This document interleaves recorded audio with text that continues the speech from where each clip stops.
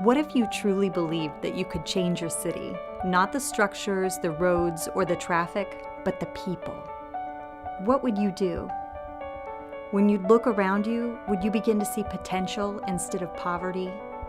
Would your eyes be opened to the value of your neighbors? Would you start to realize that sometimes the simplest things make the biggest difference?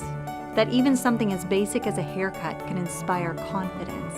Or that a new pair of shoes can not only change the way people walk, but the way they carry themselves? And would you begin to believe that providing health exams does more than just bring peace of mind, but has the ability to change hearts as well? Or that giving a child reason to smile can brighten their entire existence? And what if you believe that offering someone something as simple as a bag of groceries could be the one thing that brings hope to everything? I came to the Convoy of Hope outreach today for the services offered because they're needed and helpful at the moment, very helpful. Everybody's constantly making sure that we have what we need, and if we need help finding anything, and there's just lots of people to help you. It's given us hope today. That's the hope we needed. Yeah, most definitely.